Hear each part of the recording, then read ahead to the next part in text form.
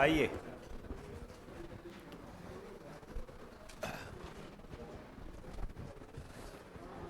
बात मत करो।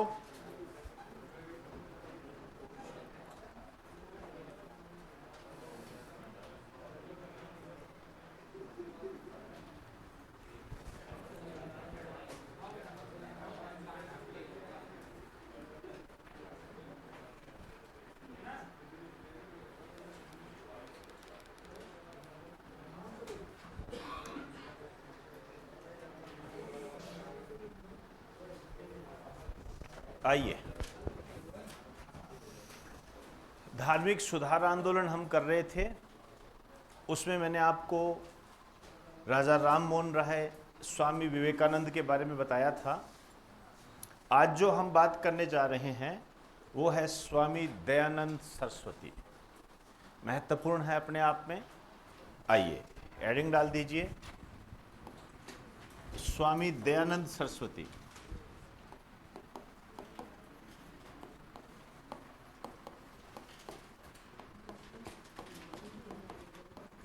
स्वामी दयानंद सरस्वती। स्वामी दयानंद सरस्वती। स्वामी दयानंद सरस्वती। इनका जो निक नेम है, इन्हें कहा जाता है भारत का मार्टिन लूथर। भारत का मार्टिन लूथर। जो मार्टिन लूथर से, उनसे क्या है, इनकी तुलना की गई है।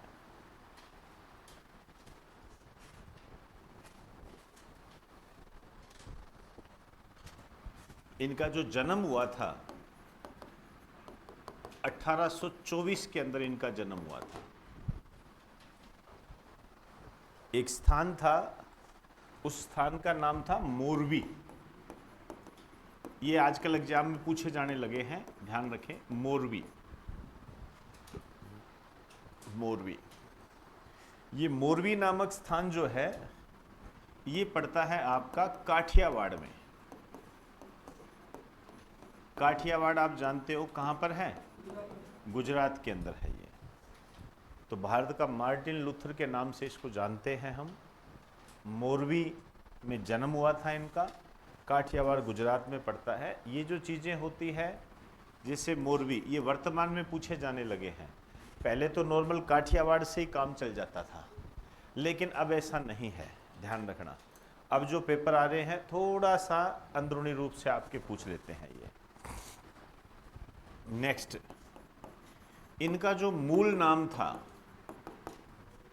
ये था मूल शंकर। मूल शंकर। मूल शंकर इनका मूल नाम था। इसी तरीके से एक स्वामी हुए थे, उनका नाम था स्वामी पूर्णानंद। ये बहुत महत्वपूर्ण चीज़ें होती हैं। जैसे हमने राजा राम मोहन राय के बारे में बात की थी, तो उनको रॉय की उपाधि बंगाल के नवाब ने दी थी। राजा की उपाधि जो है अकबर द्वितीय ने दी थी। इसी तरीके से जो स्वामी विवेकानंद थे, उनको स्वामी विवेकानंद नाम खेतड़ी के महाराजा अजीत सिंह ने दिया था। इसी तरीके से यहाँ पे ये क्वेश्चन बनता है कि जो स्वामी दयानंद सरस्वती थे, उनको स्वामी दयानंद सरस्वती नाम किसने दिया था? तो ये दिया था स्वामी पूर्णानंद ने। ठीक है ना? तो इसमें लिख दो, लिखिए, स्वामी पूर्णानंद ने, अंडरलाइन कर देना, स्वामी पूर्णानंद ने इन्हें दयानंद सरस्वती नाम दिया।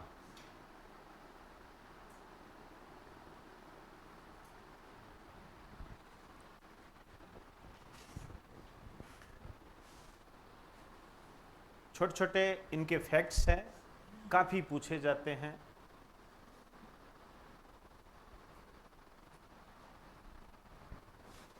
चलें, आइए। इन्होंने एक ग्रंथ लिखा था, इसको स्पेशली टिक करो। रिपीट होता है ये क्वेश्चन बहुत ज़्यादा, और नॉर्मल पूछते हैं किसने लिखा था। इनके ग्रंथ का नाम है सत्यार्थ प्रकाश।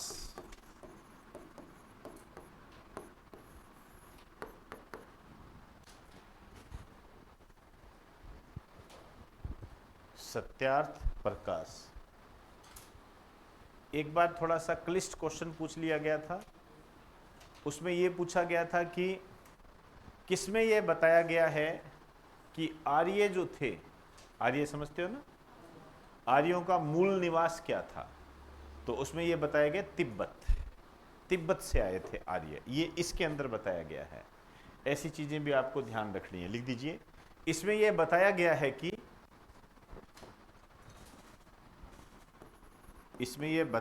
है कि आर्यों का मूल निवास तिब्बत था।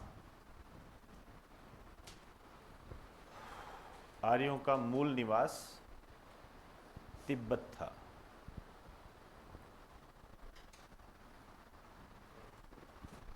मूल निवास तिब्बत था। आइए, अब आइए स्थापना।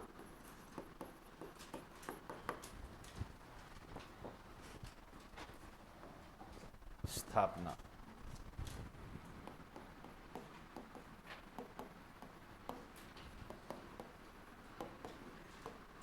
ये बहुत महत्वपूर्ण बात है, बहुत बार पूछी जाती है। इसको लगा दीजिए मोस्ट इंपॉर्टेंट। स्वामी दयानंद सरस्वती का जब भी नाम आता है, आर्य समाज का नाम सबसे ऊपर आएगा, ध्यान रखना। स्थापना कब हुई थी, ऐसे इस तरीके से क्वेश्चन बनते हैं ये। तो इसकी जो स्थापना हुई थी 1800, ऐसे लिखो, मैं जैसे कह रहा हूं, 1875।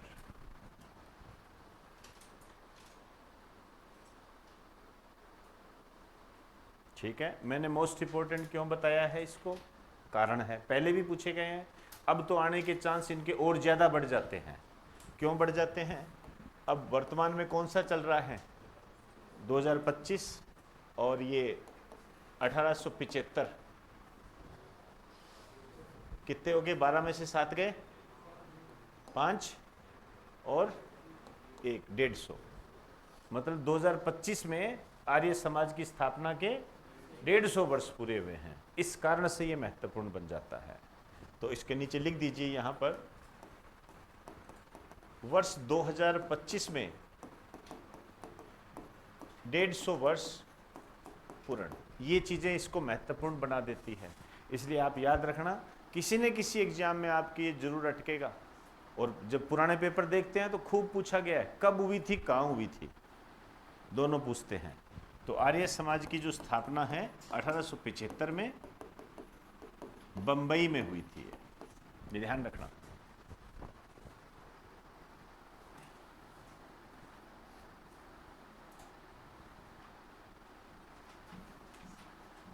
चलें, अब देखिए, इसी तरीके से एक आर्य समाज होता है, एक ब्रह्म समाज होता है।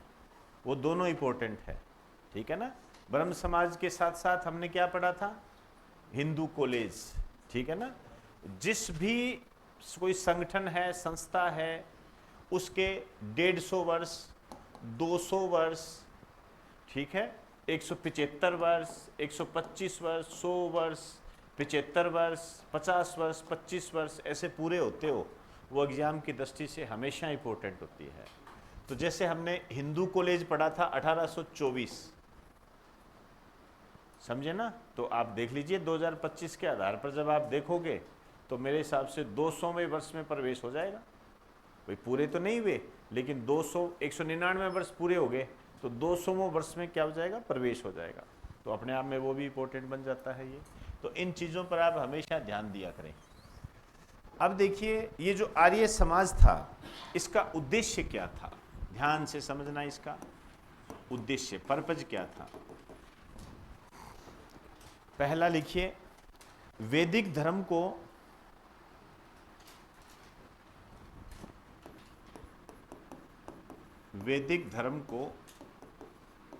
पुनः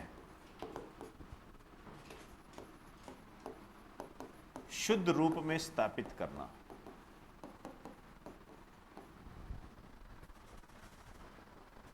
वैदिक धर्म को पुनः शुद्ध रूप में स्थापित करना।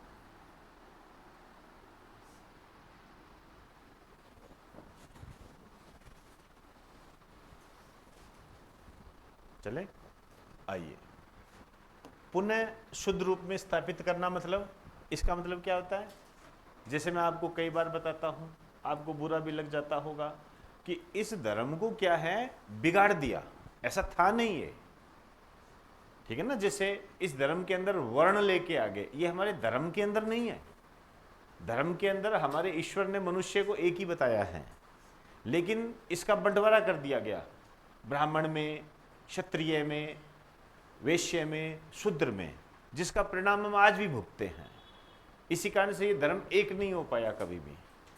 तभी हम शुरू से ही, हमेशा से ही कहते हैं हिंदू धर्म खतरे में, और उसका इल्जाम हम क्या करते हैं, दूसरों पे लगा देते हैं कि ये तोड़ना चाहता है, जबकि वो तोड़ना नहीं चाहता है। वास्तव में हमने इसकी नींव को पहले ही कमजोर कर दिया, वर्णों में बांटकर, जातियों में बांटकर, अलग अलग हमारे अपने ईश्वर को बनाकर हमने इसको पहले ही डिवाइडेड कर दिया।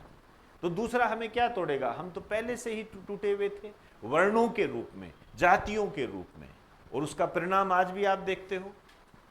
और हम कहते रहते हैं कि हिंदू धर्म को खतरा है। हिंदू धर्म को खतरा नहीं है, हिंदू धर्म को एक करने की आवश्यकता है। उसके लिए ये जो वर्ण व्यवस्था है, जाति व्यवस्था है, इसको पूर्ण रूप से समाप्त करना पड़ेगा, तभी ये हो सकता है, नहीं तो पॉसिबल नहीं है। तो इन्होंने क्या किया? इन्होंने यही बात दोहराई, वैदिक धर्म को पुनः शुद्ध रूप में स्थापित करना। समझे ना? पुनः शुद्ध रूप में मतलब जो भी हमने गलतियां किया उसको सही करना, ये था इसका। दूसरा लिखिए, भारत को आर्थिक, धार्मिक,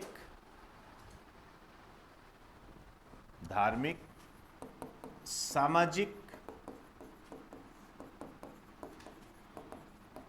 व राजनीतिक रूप से एक करना। देखो कितने बड़े उच्च विचार थे इनके, यही तो समझाया अभी आपको। भारत को आर्थिक, धार्मिक, सामाजिक और राजनीतिक रूप से एक करना। क्या आपको इसमें ऐसे नहीं लगता कि इसमें यह कहा गया है कि समाज एक हो? क्या इसमें यह नहीं लगता कि राजनीतिक मतलब नियंत्रण, जो नियंत्रण है वो समान हो? ऐसा नहीं है कि एक वर्ग ही नियंत्रण कर रहा हो, वो चीजें इसके अंदर हैं। धार्मिक मतलब एक ईश्वर, हम अपने धर्म को महत्व दें, इसका मतलब ये है। तीसरा लिख दीजिए इसके अंदर, भारतीय सभ्यता व संस्कृति पर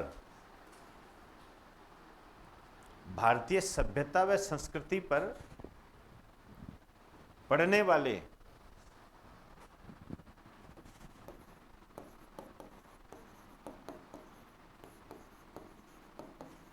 भारतीय सभ्यता व संस्कृति पर पाश्चात्य प्रभाव को रोकना। वेस्टर्न इफेक्ट इंग्लिश में लिखना चाहो तो, पाश्चात्य प्रभाव को रोकना।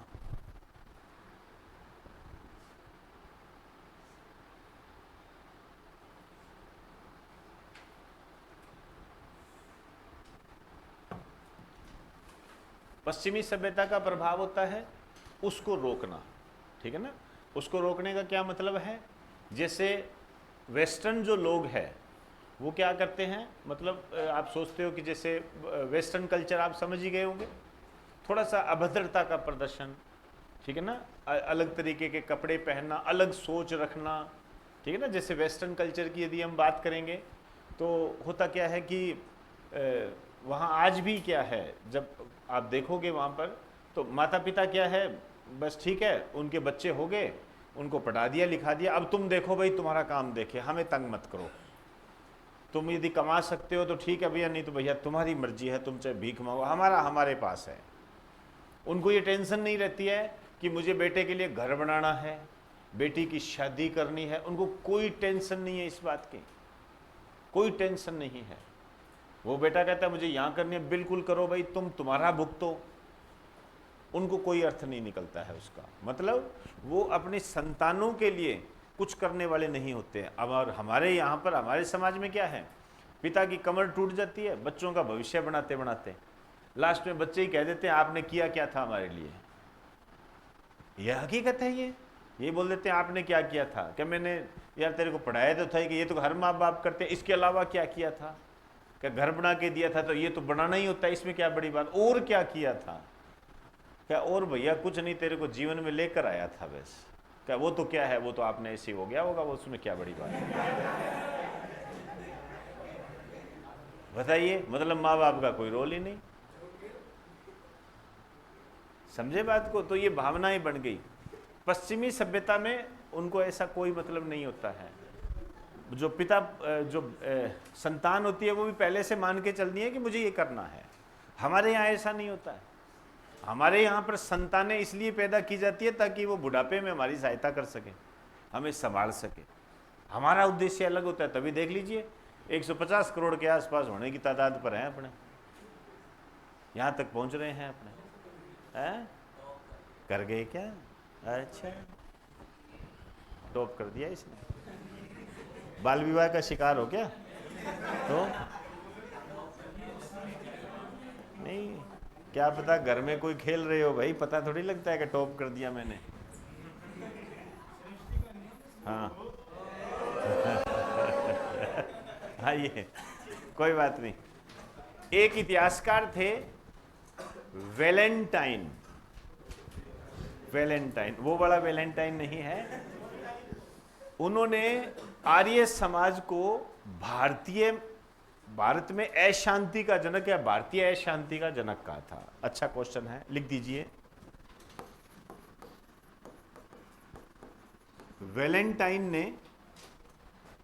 वैलेंटाइन ने आर्य समाज को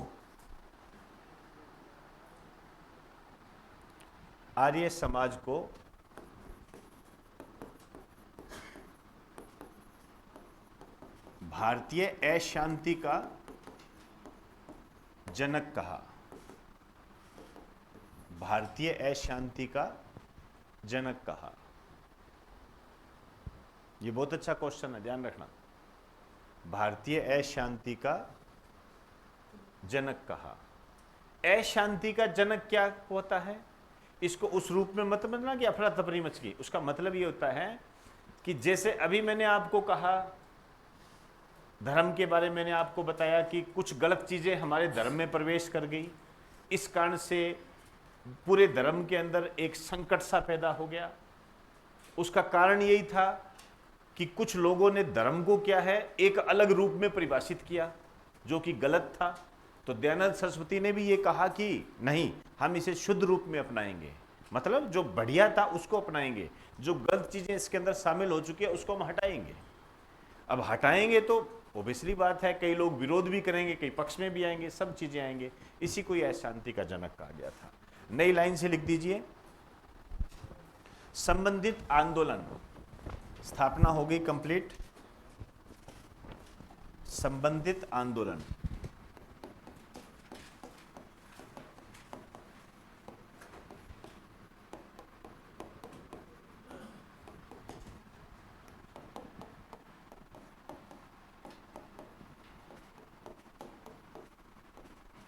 गोरक्षा आंदोलन।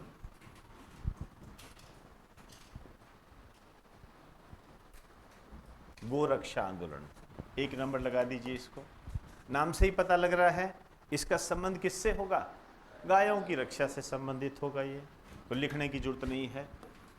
दूसरा लिखो, शुद्धि आंदोलन। इसको लगा दीजिए मोस्ट इंपोर्टेंट। ये बहुत बार पूछा जाता है भी, सत्यार्थ प्रकाश की तरह है ये। जैसे वो क्वेश्चन पूछा जाता है आर्य समाज की तरह है ये। शुद्धि आंदोलन किसने चलाया था? आइए, इसमें क्या था देखो, हुआ क्या, मुस्लिम आक्रांताओं ने आक्रमण किया तो हमारा धर्म प्रभावित हुआ। हर कोई व्यक्ति चाहता है कि वो हमारे विचारों को अपनाए। हर कोई धर्म ये चाहता है हमारी संख्या ज्यादा हो, हमारा प्रभाव ज्यादा हो। ये हर कोई धर्म चाहता है, समाज भी चाहता है ऐसा, हर जाति भी ये चाहती है हो हमारा प्रभाव ज्यादा हो। हर किसी के होता है ये। लेकिन कुछ परिस्थितियां ऐसी बनी कि जो हिंदू धर्म के जो लोग थे उन्होंने अन्य धर्मों को अपना लिया। इसके कई कारण थे। इसका अकेला कारण मुस्लिम आक्रांता नहीं थे, और भी कई कारण थे। जैसे जो निचले वर्ग के जो लोग थे, जिनको आप वर्तमान में अनुसूचित जाति, अनुसूचित जनजाति के रूप में जानते हो, इनके साथ दुर्व्यवहार किया जाता, इनको सताया जाता, प्रताड़ित किया जाता, जाति के नाम पर, अन्य सामाजिक रूप से इनको प्रताड़ित किया जाता, पढ़ने नहीं दिया जाता, इनको मंदिरों में प्रवेश नहीं करने दिया जाता, दुर्व्यवहार होता इनके साथ। तो इन्होंने क्या किया, जब इस धर्म में हमारे साथ ये दुर्व्यवहार होता है तो क्यों ना हम इस धर्म को बदल दें। तो उन्होंने क्या किया, अपने धर्म को कन्वर्ट कर दिया। कोई मुस्लिम भी बन गए होंगे, कोई बौद्ध बन गए होंगे, कोई जैन बन गए होंगे, तो वो उसमें कन्वर्ट हो गए। उसका कारण क्या था कि उनको अपने धर्म में सम्मान नहीं मिल रहा था, विशेष रूप से जो SC ST है उनको सम्मान नहीं मिल रहा था, तो उन्होंने धर्म कन्वर्ट कर दिया। हालांकि मुस्लिम आक्रांता भी इसमें काफी योगदान निभाया, लेकिन इसके साथ ये भी है। क्लियर हुई? तो यहां पर स्वामी दयानंद सरस्वती जी ने एक आंदोलन चलाया, शुद्धि आंदोलन, कि अपने धर्म में वापस लौटिए और जो धर्म परिवर्तन होता है उसको रोकिए। इसके लिए इन्होंने स्पेशल एक आंदोलन चलाया जिसका नाम था शुद्धि आंदोलन। यह आपके एग्जाम में बहुत बार आता है, तो इसमें एक लाइन लिख दीजिए। इसमें लिखो, यह धर्म परिवर्तन को रोकने, यह धर्म परिवर्तन को रोकने और अपने धर्म में वापस लौटने से संबंधित था।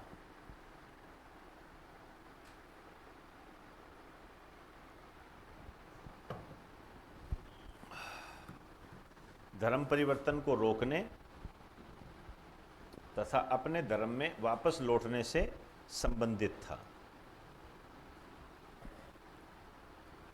चले, आइए अब आ जाइए संबंधित सिद्धांत।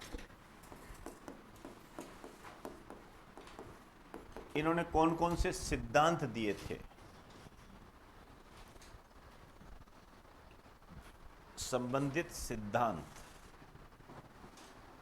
संबंधित सिद्धांत लिख दीजिए। इन्होंने स्वराज, स्वभाषा, स्वधर्म, स्वराज, स्वभाषा, स्वधर्म और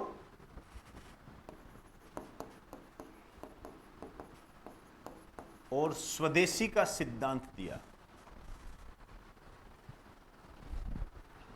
और स्वदेशी का सिद्धांत दिया।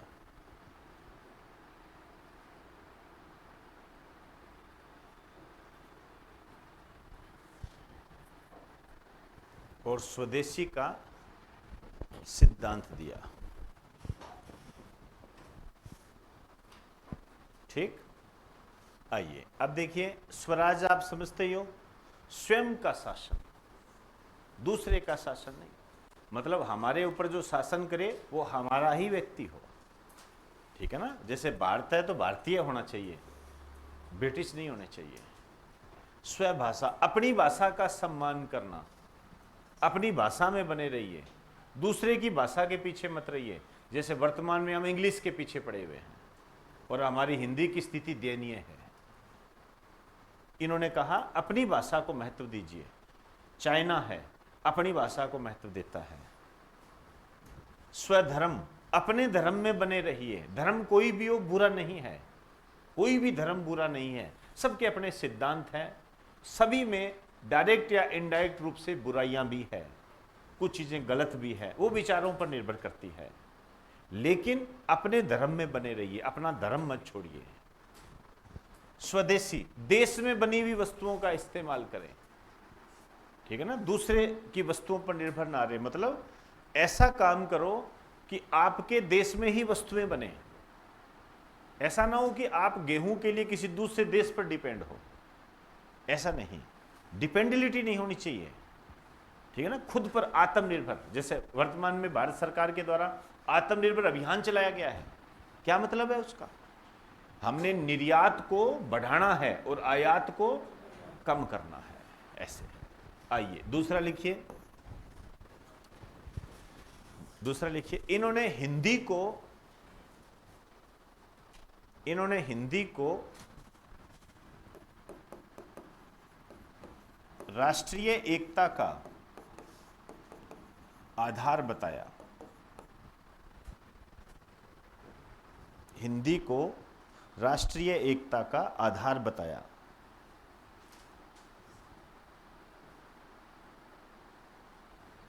तीसरा लिखिए, इन्होंने अंतरजातीय विवाह पर बल दिया।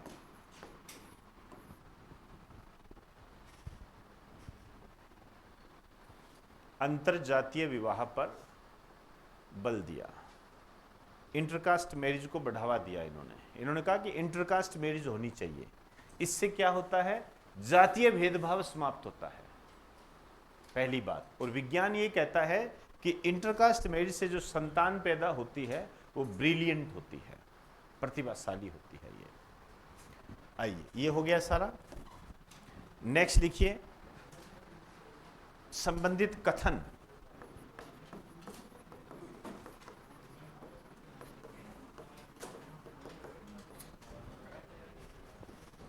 आइए, स्टेटमेंट्स है कुछ।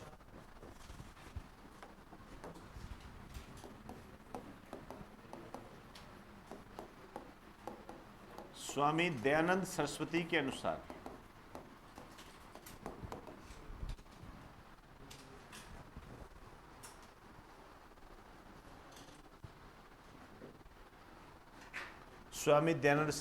अनुसार इन्वर्टेड कोमा में लिखो,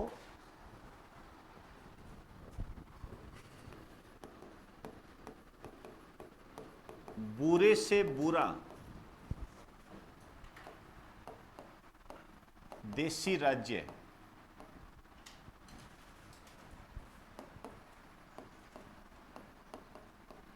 अच्छे से अच्छा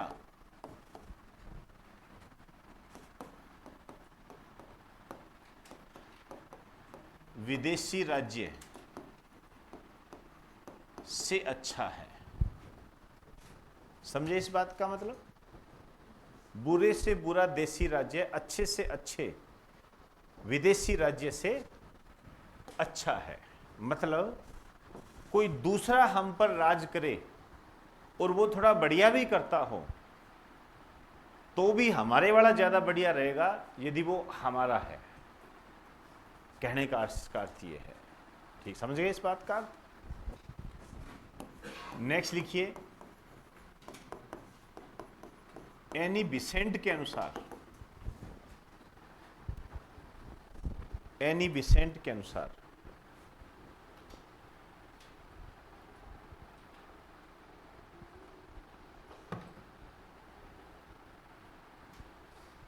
इन्वर्टेड कोमा में लिखो,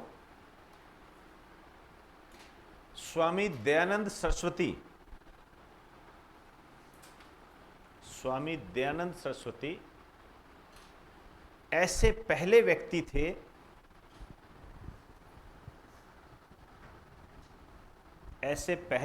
थे जिन्होंने कहा था कि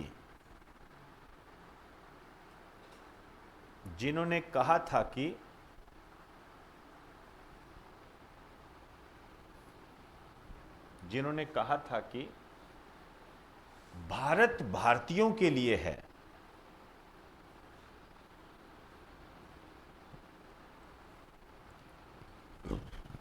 जिन्होंने कहा था कि भारत भारतीयों के लिए है।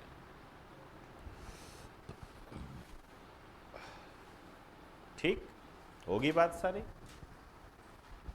जैसे डोनाल्ड ट्रंप वर्तमान में बोलता है ना, अमेरिका अमेरिकियों के लिए, वैसे ही इन्होंने कहा था कि भारत भारतीयों के लिए है। तो इससे आपको ये पता लग गया होगा कि मतलब हमारा है। समझे ना बात को? वर्तमान में तो देखो ग्लोबलाइजेशन चल रहा है जो इनके बिल्कुल अगेंस्ट है। ग्लोबलाइजेशन चल रहा है, ये इसके वैश्वीकरण के खिलाफ थे। इन्होंने कहा भारत भारतीयों के लिए है, कोई ऐसा नहीं है कि दूसरा आ रहा है। जैसे मान लीजिए आज मैं कहूं कि कोई विदेशी कंपनियां यहां काम कर रही है और स्वामी दयानंद सरस्वती होते तो वो उसका क्या करते हैं? विरोध करते हैं। ठीक, चलिए अब आ जाइए मृत्यु। मार देते हैं इनको। इनकी मृत्यु हुई थी 1883 में, 1883 में इनकी मृत्यु हुई थी।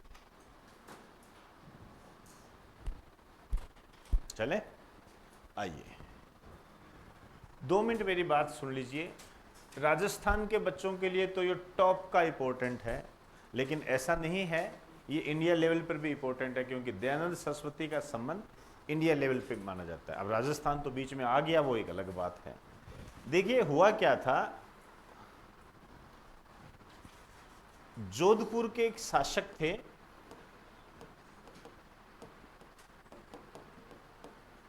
उनका नाम था जसवंत सिंह, ठीक है ना? हाँ, जसवंत सिंह, क्लियर? इनकी क्या है, एक पासवान रानी थी, पासवान रानी, पासवान रानी थी, है? चलो आज थोड़ा सा कसम खा के बताओ कि आपको समझ में नहीं आया। कसम खाओ, कसम खाओ, समझे बेटा? इसको पता है तो कैसे इसको सत्य करोगे कि आपको ये पता नहीं था? मैं ये श्योर हूं, 100% श्योर हूं आपको पता है। नहीं, ये तो मुझे पहले ही पता लग गया था। देखिए, पासवान रानी जो होती है वो एक तरीके से होती है रखेल, उपपत्नी के रूप में आप उसको कह सकते हो। इसका नाम था नन्ही भगतन जान।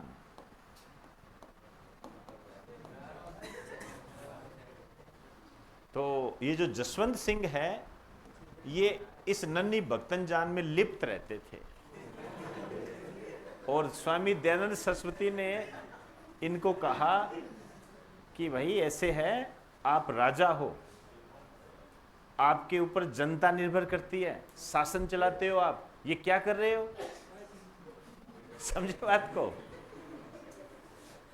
तो महाराजा ने कहा ठीक कह रहे हो, ठीक कह रहे हो, लेकिन मस्त दारू पीते थे, तो इस कान से सुना और इस कान से निकाल दिया। तो दयानंद सरस्वती ने देखा ये मान नहीं रहा है, ठीक है, तो दयानंद सरस्वती ने जसवंत सिंह को एक धिक्कार भरा पत्र लिखा कि आप राजा बनने योग्य नहीं हो, कि आप एक पासवान रानी रखेल के चंगुल में फंस चुके हो, ये नाश कर देगी। इस तरीके से उसने एक धिक्कार भरा पत्र लिखा। ओबेसली बात है, उस धिक्कार भरे पत्र में इसके बारे में भी गुणगान किया होगा उसने। तो वो पत्र जैसे ही पहुंचा, वो पत्र पहुंच गया नन्ही भगतन जान के पास। इसने पहले पढ़ लिया उसको, उसमें उनके गुणों का उल्लेख था उसके अंदर। तो नन्ही भगतन जान ने कहा कि ये ऐसे नहीं मानेगा। तो नन्ही भगतन जान ने क्या किया, स्वामी दयानंद सरस्वती को बुलाइए कि आप आइए, एक बार आइए तो सही। तो इस नन्ही भगतन जान ने स्वामी दयानंद सरस्वती को कांच मिश्रित दूध पिला दिया, ठीक है ना? कांच मिला हुआ, कांच का पाउडर मिला हुआ दूध पिला दिया। और ये जो इन्होंने दूध पिलाया था, ये जोधपुर के अंदर मिलाया था, लेकिन इनकी जो मृत्यु हुई थी वो अजमेर के अंदर हुई थी। ये कहानी है इनकी। तो ये कई बार क्वेश्चन आता है कि इनकी मृत्यु कहाँ हुई थी, तो लोग अजमेर पर टूटकर गिरते हैं, जबकि अजमेर में मृत्यु नहीं हुई थी। अजमेर में तो कांच मिश्रित दूध पिलाया गया था, है? सॉरी, जोधपुर में कांच मिश्रित दूध पिलाया गया था, अजमेर में इनकी मृत्यु हुई थी। हाँ, कोई बात नहीं, समझ में आ गई बात सर?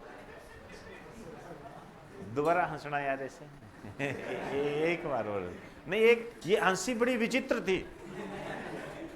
इसको म्यूजियम में रखने वाला इसको टोन बनाकर, होती नहीं है ये किसी की हंसी। चलिए आइए, लिखिए इसके नीचे, लिखिए जोधपुर रियासत की पासवान रानी, मृत्यु के नीचे लिखिए जोधपुर रियासत की पासवान रानी, इन्वर्टेड कोमा में लिख देना या ओब्लिक लगा के लिखो, रखेल नन्ही भक्तन जान के द्वारा, नन्ही भक्तन जान के द्वारा दूध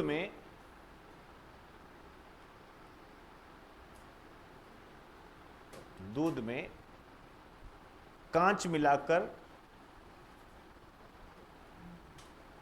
जोधपुर रियासत की पासवान रानी नन्ही भक्तन जान के द्वारा दूध में कांच मिलाकर पिला देने से, नन्ही भक्तन जान के द्वारा दूध में कांच मिलाकर पिला देने से।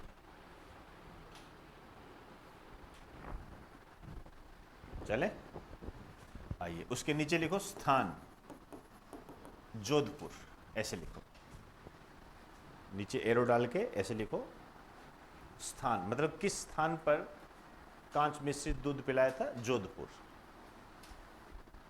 नीचे लिखो मृत्यु, अजमेर।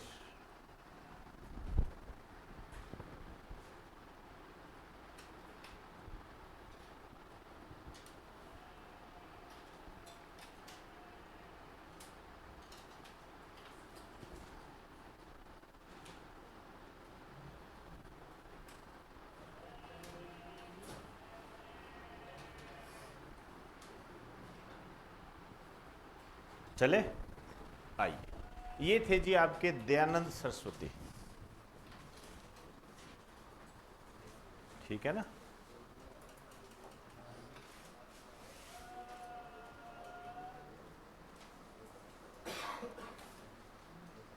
अच्छा, एक चीज और रह गई इसके अंदर, वो भी बहुत अच्छा क्वेश्चन है, ये ग्रंथ के आसपास लिख दो कहीं पर। एक इन्होंने नारा दिया था, वेदों की तरफ लौटो।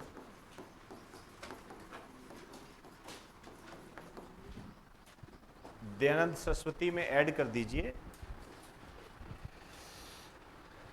नारा, वेदों की तरफ लौटो।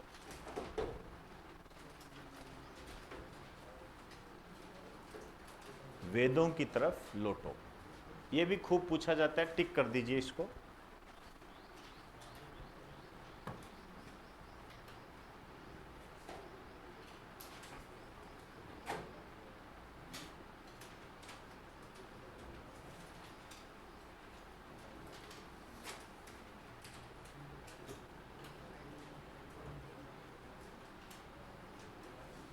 चलें, समझ में आ गई बात सारी। तो सत्यार्थ प्रकाश, वेदों की तरफ लौटो, आर्य समाज, इन तीनों का संबंध किससे है, स्वामी दयानंद सरस्वती से। ध्यान रखना, ये ऐसे ही याद होंगे, नहीं तो इसको विवेकानंद की तरफ ले जाओगे आप लोग। ये कल मैं प्रूव कर दूंगा आपको, दो ही ऑप्शन दूंगा आपको कि दोनों में से बताओ, उसमें गलतियां हो जाएगी आपकी। तो इसलिए कल स्वामी दयानंद सरस्वती और विवेकानंद दोनों पढ़कर आए, ठीक है ना। फिर आपको ये पता लगेगा कि जो मैं आपको बात बता रहा हूं उसमें आप कितनी गलतियां करते हो, और वास्तव में आपको कौन सी चीज पकड़नी है, आपकी कमी क्या है, उसको कर लेना, कोई दिक्कत नहीं है, ठीक है ना।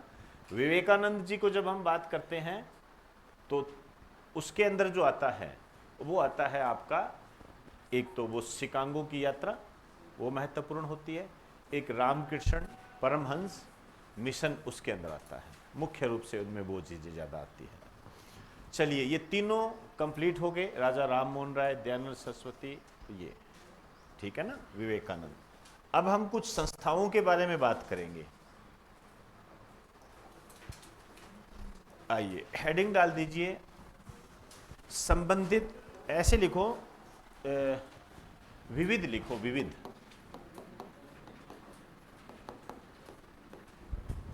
विविध में डाल दीजिए।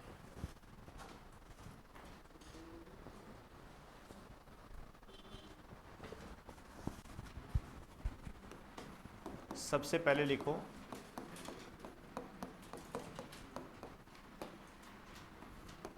Theosophical society.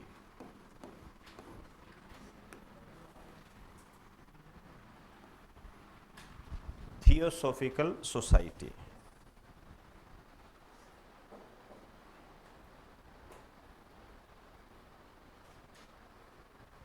Theosophical society.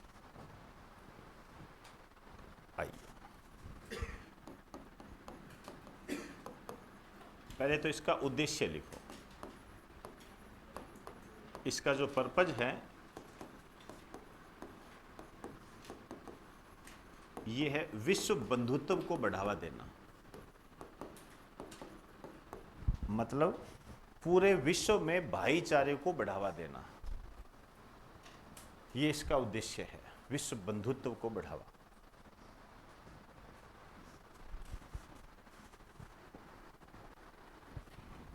स्थापना वगैरह सब पूछी जाती है। इसकी स्थापना हुई थी 1875 में, ध्यान रखें। ये सन इंपॉर्टेंट होते हैं, मैं जानता हूँ इसमें कई सन इधर उधर हो जाएंगे आपके, लेकिन उसी को ही आपने कैच करके रखना है। वही इसकी मूल आत्मा है और वही आपकी कमी है, क्योंकि 1875 ये कई बार आया है, ठीक है ना, तो आप इधर उधर हो जाओगे इसके अंदर।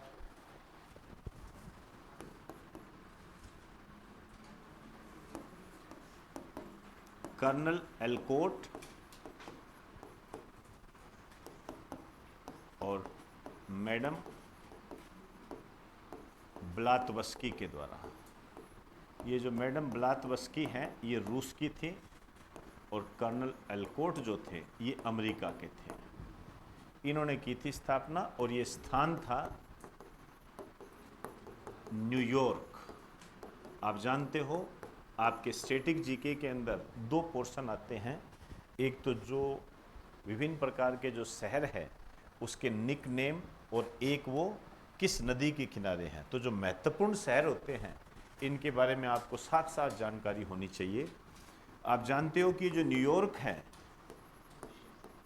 इसका जो निक नेम है इसे कहा जाता है बिग एप्पल, बिग एप्पल। और ये जो न्यूयॉर्क है ये हडसन नदी के किनारे है। ये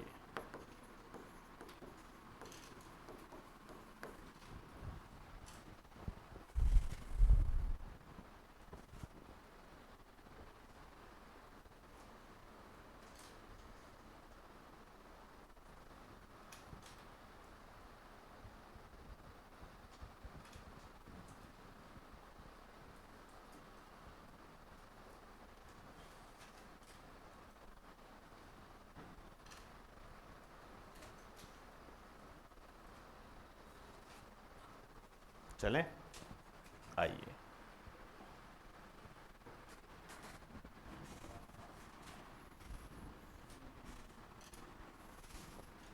ये दोनों आइए, चलो आइए 2 मिनट मेरी बात सुन लीजिए। ये जो कर्नल एलकोट है, मैडम ब्लातवस्की है, इधर देखो, यहां भी कुछ सन है जो वापस आपके लिए इंपॉर्टेंट बन जाते हैं। ये दोनों क्या है, इधर ध्यान से सुनिए। ये 1879 में स्वामी दयानंद सरस्वती के कहने पर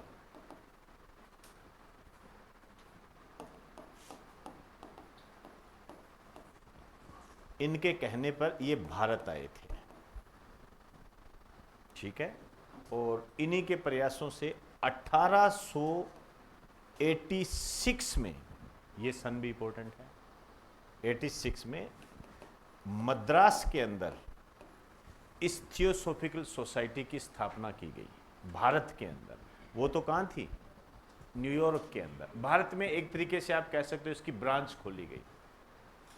और इसका जो हेड बनाया गया था, इसका जो प्रमुख बनाया गया, उनका नाम था एनी बिसेंट। समझ में आ रही है बात सारी? तो इसके नीचे लिख दीजिए ऐसे करके, लिखिए ये दोनों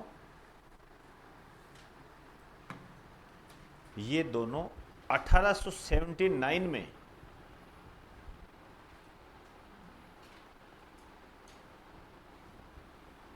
ये दोनों 1879 में स्वामी दयानंद सरस्वती के कहने पर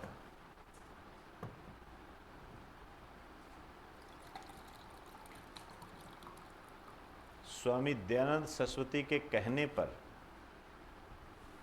भारत आए।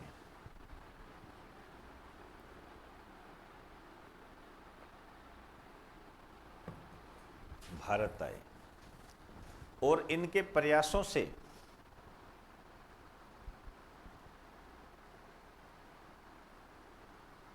इनके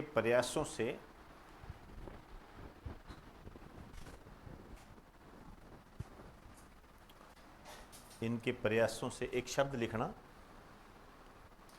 इनके प्रयासों से आड्यार, ये स्थान का नाम है, ठीक है, ये मद्रास में पड़ता है, जिसको आप वर्तमान में चेन्नई बोलते हो ना, और इनके प्रयासों से आड्यार मद्रास में 1886 में, अंडरलाइन करो, 1886 में थियोसॉफिकल सोसाइटी की स्थापना हुई।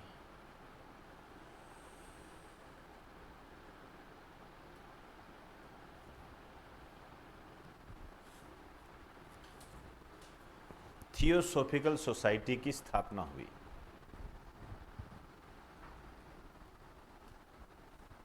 थियोसॉफिकल सोसाइटी की स्थापना हुई, जिसका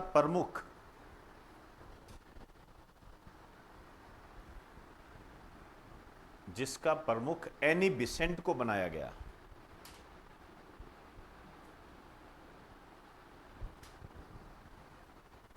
जिसका प्रमुख एनी बिसेंट को बनाया गया।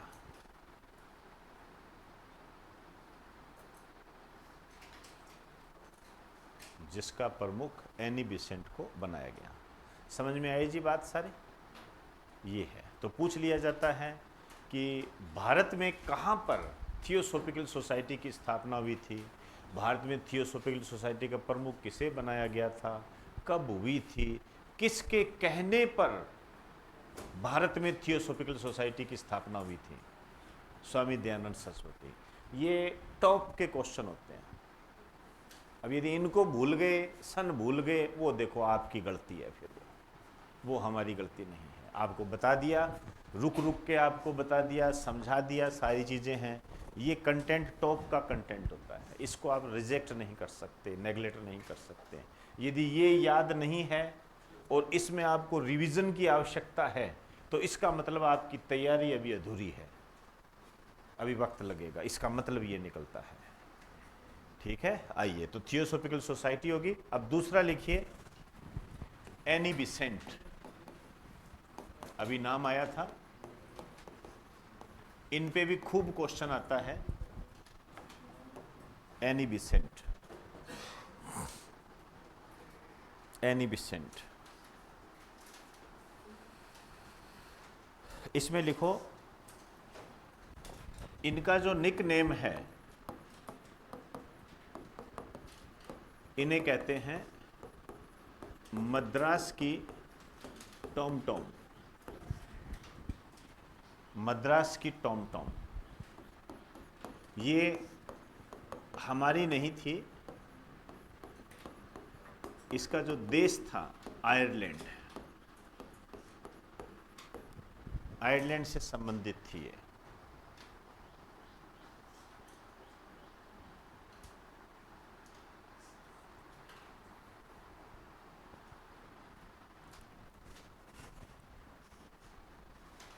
क्लियर? ये नॉर्मल बात है, लेकिन अब जो बात बताने जा रहा हूं उसमें स्टूडेंट इधर उधर हो जाता है, इसलिए उसको ध्यान से करना, ठीक है ना? आइए, इसने एक स्थापना की थी, इसने स्थापना की थी, उसका नाम था central Hindu college. Central Hindu college पूछा जाता है। एक हिंदू कॉलेज राजा राम मोहन राय ने भी बनाया था 1824 में। ये जो सेंट्रल हिंदू कॉलेज है इसकी स्थापना हुई थी 1898 में। किसने की थी? एनी बिसेंट ने। आता है, ध्यान रखना, ठीक है ना। ये है, और ये जो इन्होंने स्थापना की थी ये स्थान था बनारस। उस समय इसको बनारस कहते थे, आज इसको वाराणसी कहते हैं। वाराणसी कहते हैं इनको। इसका उद्देश्य था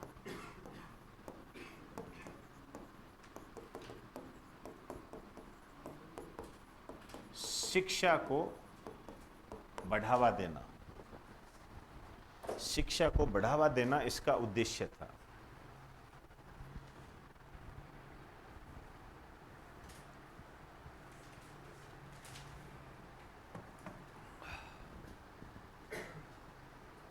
ठीक है। देखिए, वर्तमान में आप एक नाम सुनते होंगे, बहुत टॉप का नाम है, BHU, बनारस हिंदू यूनिवर्सिटी। वो यही है, यही है वो। ठीक है, तो इसमें एक लाइन लिखो, इस कॉलेज को 1916 में, अंडरलाइन करें, 1916 में, इस कॉलेज को 1916 में मदन मोहन मालवीय ने, इसको भी अंडरलाइन करो, ये आता है क्वेश्चन, मदन मोहन मालवीय ने BHU बनारस हिंदू यूनिवर्सिटी में बदल दिया। बनारस हिंदू यूनिवर्सिटी में बदल दिया।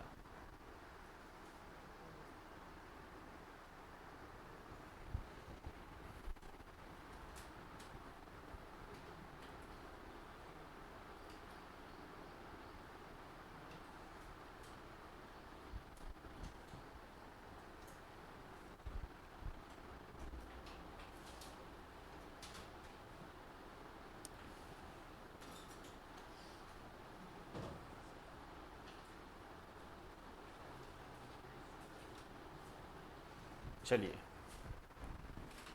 होगी बात सारी। ये ध्यान रखें, ये सारी चीज़ें इंपॉर्टेंट हैं, आप इसको टिक कर सकते हो। Central Hindu college. चलिए, अब आइए, अब हम तीसरे व्यक्तित्व की बात करेंगे। इनका नाम है केशव चंद्र सेन। केशव चंद्र सेन। इन्होंने कौन से ब्रह्म समाज की स्थापना की थी? भारतीय ब्रह्म समाज की स्थापना की थी। तो सबसे पहले तो यही लिख दो, इन्होंने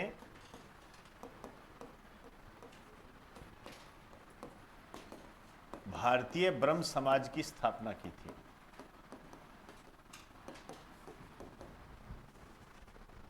भारतीय ब्रह्म समाज की स्थापना की थी।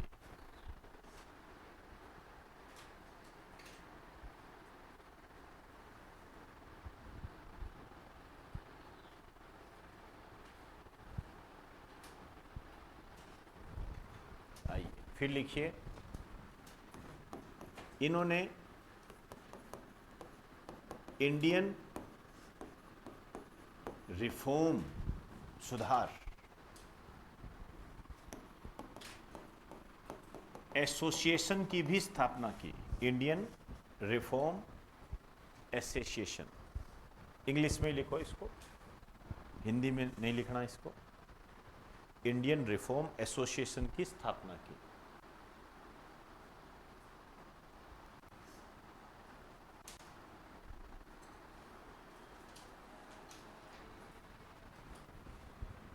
अब ये क्या कहते थे? लिखिए, इनके अनुसार, इनके अनुसार, इन्वर्टेड कॉमा में लिखना, ब्रह्मवाद को विश्व का धर्म बनाना चाहिए। ब्रह्मवाद को विश्व का धर्म बनाना चाहिए। विश्व का धर्म बनाना चाहिए।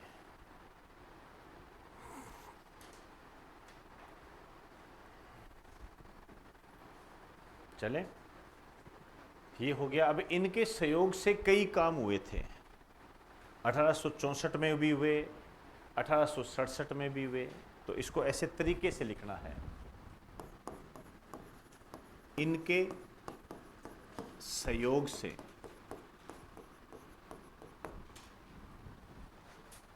इनके सहयोग से, इसको है ना ऐसे दो भागों में बांटो।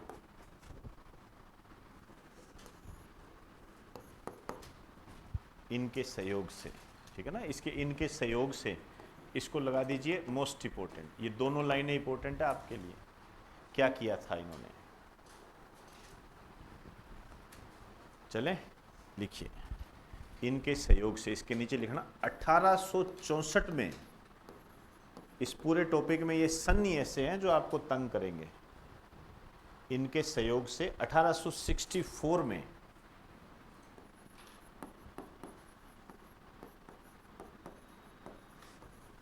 धरालू नायडू ने, अंडरलाइन करें,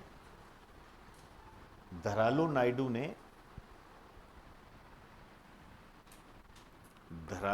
ने वेद समाज की स्थापना की। धरालू नायडू ने वेद समाज की स्थापना की।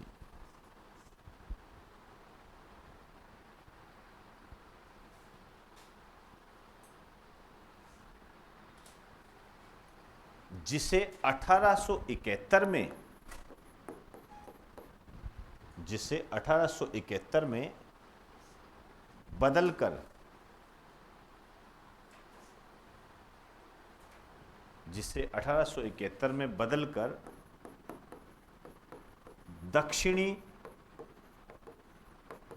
ब्रह्म समाज कर दिया गया। दक्षिणी ब्रह्म समाज कर दिया गया।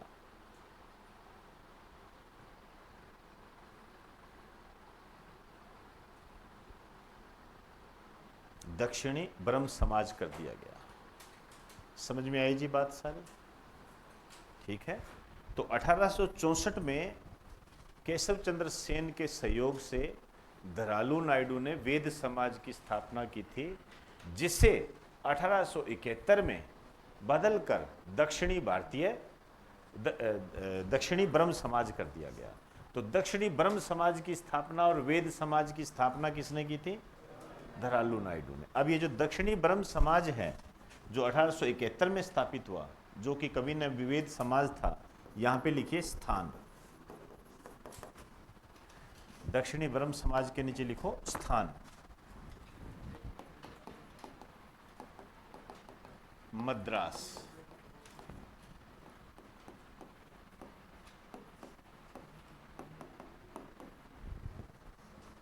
मद्रास।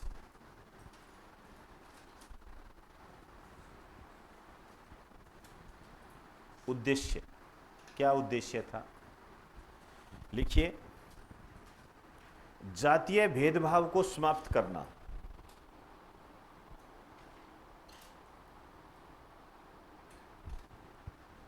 जातीय भेदभाव को समाप्त करना।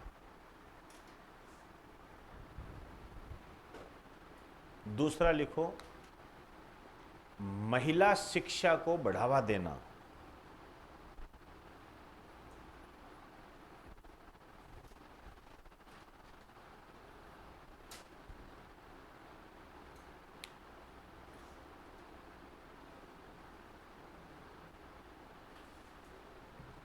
महिला शिक्षा को बढ़ावा देना, ये इसका उद्देश्य था, ठीक है ना। एक तो जातीय भेदभाव को समाप्त करना, आ जाइए अभी इधर। तो हमने यहाँ लिखा कि इनके सहयोग से 1864 में तो ये हुआ, लिखिए 1867 में, उस तीर के नीचे आ जाइए, 1867 में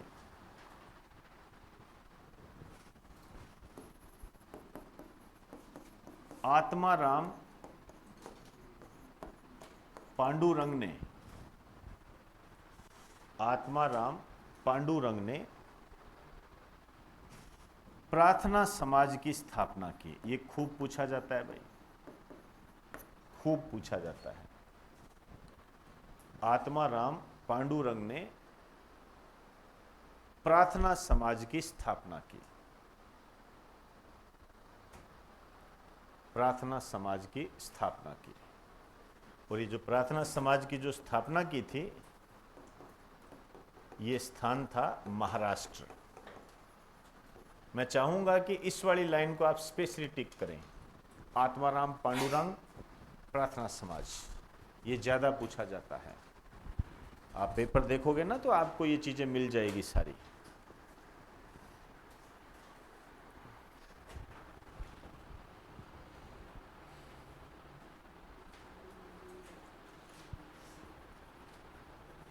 चलें, आइए चौथे व्यक्तित्व लिखिए,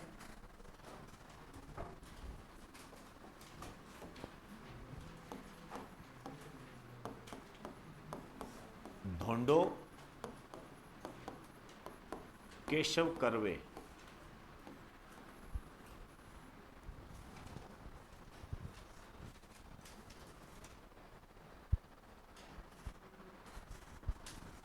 धोंडो केशव कर्वे।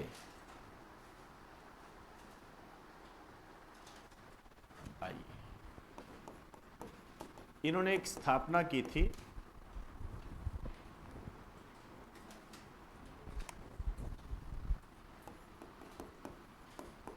हिंदू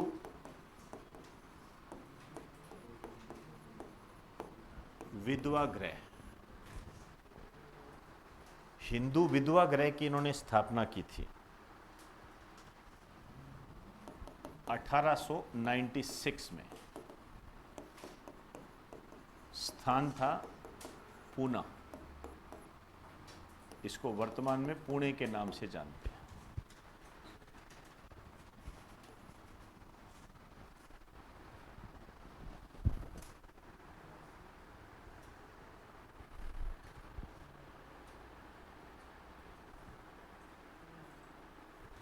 चले, नाम से आपको लग रहा है कि यहाँ एक विधवाएं रहेगी, ये तो सही है, लेकिन यहाँ पर शिक्षित किया जाता था। तो इसमें लिखो, यह एक शैक्षणिक संस्थान था, एजुकेशनल इंस्टीट्यूशन। यह एक शैक्षणिक संस्थान था जिसे बाद में बदलकर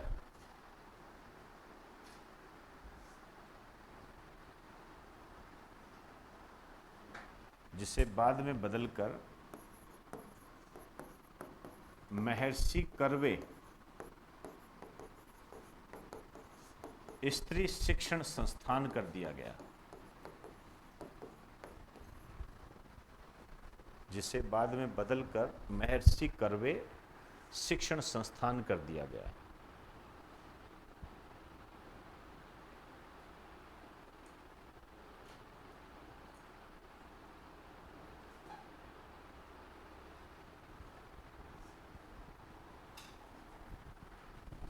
आइए,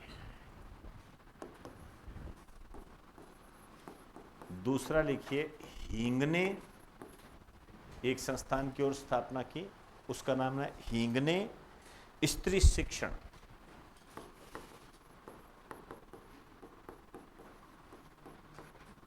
हींगने स्त्री शिक्षण, ये क्या था? ये था विधवाओं का घर।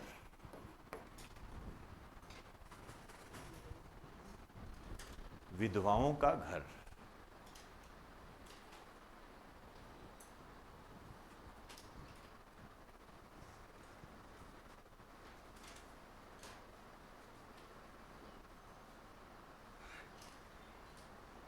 क्लियर?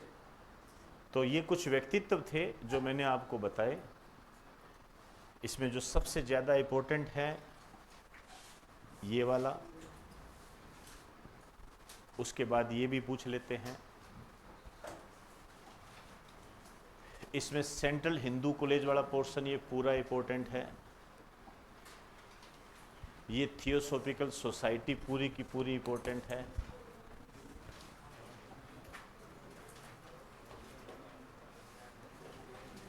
दयानंद सरस्वती के संबंध में जो हमने ये शुद्धि आंदोलन पढ़ा, इस एक प्योर क्वेश्चन होता है। आर्य समाज खूब पूछा जाता है। सत्यार्थ प्रकाश, वेदों की तरफ लौटो, ये खूब पूछा जाता है। ये चीजें हैं इसके अंदर। क्लियर होगी? इसके आगे की बात कल करेंगे।